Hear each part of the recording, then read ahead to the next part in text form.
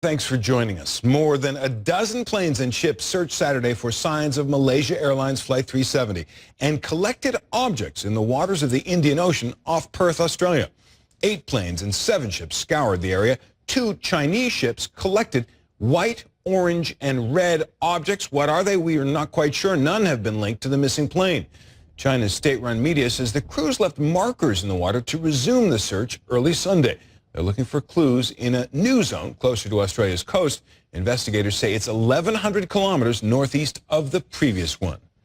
Well, the past 3 weeks have been excruciating for people whose loved ones were aboard that flight. Some continue to insist that the passengers may still be alive, and Malaysia's acting transportation minister held out that hope on Saturday. Miracles do happen, remote or otherwise. That is the hope that the family members want me to convey to not only to the Malaysian government, MAS, but to the world at large. And if it means our prayers, that's not a very difficult request, is it? But while that may give some families hope, some actions by the Malaysian government are enraging others. Senior international correspondent Sarah Seidner joins us now from Kuala Lumpur. And Sarah, after so many criticized missteps, is the Malaysian government trying to set a different tone? Well, it's interesting because the Prime Minister did come out just a few days ago and say, look, all lives are lost. This plane went down in the southern Indian Ocean. That really, of course, upset the families.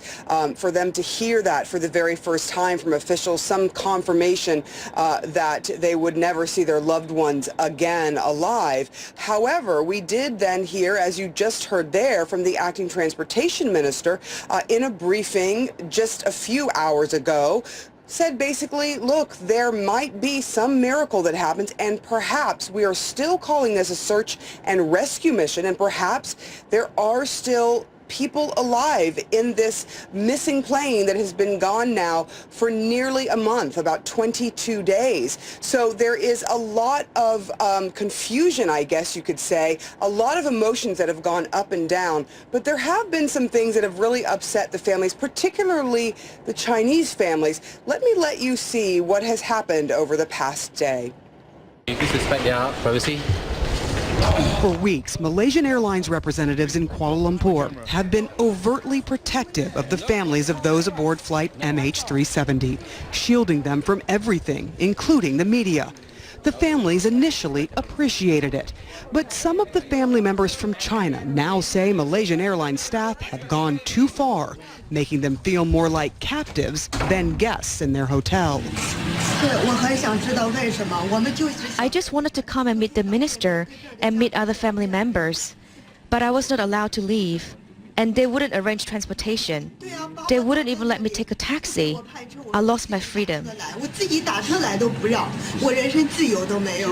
Tempers flared Saturday when the Mandarin-speaking families in this hotel were told they could not attend a briefing for the Malaysian families. Most of the Chinese and Malaysian families are housed in separate hotels and have separate briefings in their native languages. Waiting for details of their loved ones has been excruciating. So with no briefing in Mandarin, the Chinese families asked if they could attend the Malaysian briefing. The answer was no. The Chinese families balked. They even tried to hail a cab and were stopped from doing that too. About an hour later, after some arguing, Malaysian Airlines finally offered to take them to the briefing. But when they arrived at the Everly Hotel, the Chinese families were not allowed into the briefing and told to wait in the room next door. Finally, with frustrations boiling over, Malaysian officials came to them. This is video taken from inside the private meeting as the Chinese families met with the CEO of Malaysian Airlines, a translator, the transportation minister, and his wife. A pregnant woman whose husband is missing begins by asking authorities if they will search as long as it takes. Can you give her the assurance that I promise her I will do everything within my power? Let's say if he's injured, at least I can see him. Now, he's not here. He went missing. It's been so many days, and there isn't any evidence. She is comforted by the wife of the Malaysian transportation minister. But She reminds Malaysian officials that this is not the time to make the families' lives more difficult by restricting their movements. Please tell your staffs not to regulate our families' movements. They cannot handle another shock. Please let them be free. Already prisoners of their circumstance, the families say all they want is the truth.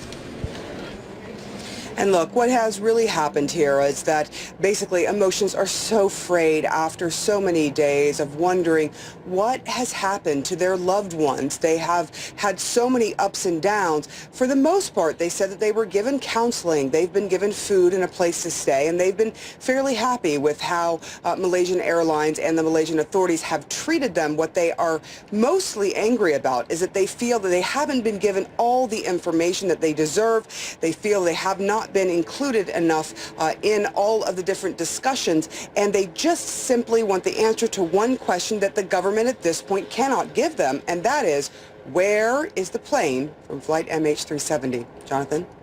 And you know, you call them prisoners of circumstance. They are, in a sense, prisoners. They really are locked there by this ongoing investigation. I'm just wondering, they dropped their lives at a moment's notice. These are people with presumably families back home, with jobs, with obligations, with bills to pay. How are they managing? Are any of them even thinking of leaving while all this drags on? Because it could, after all, be quite a while more.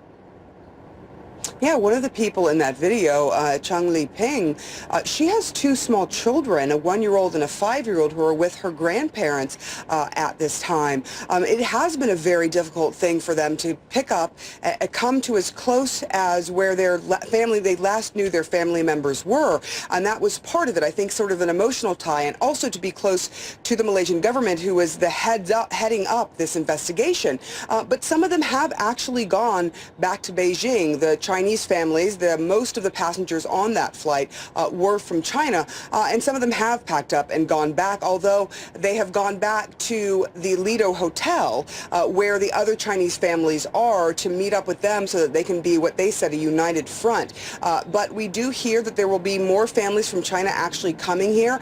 I think with some of the debris that has now been picked up, for example, by the Chinese that is in the area of the search, and just more and more debris being spotted in the waters off of Perth, the families, I think, may decide that they want to be closer or eventually go to Perth if there's any concrete evidence that some of that debris that's been spotted by satellite is indeed part of the flight MH370. Jonathan? Beijing to Kuala Lumpur and now to Perth. I can't imagine. I just cannot imagine what those people are enduring. Sarah Seidner, thanks very much.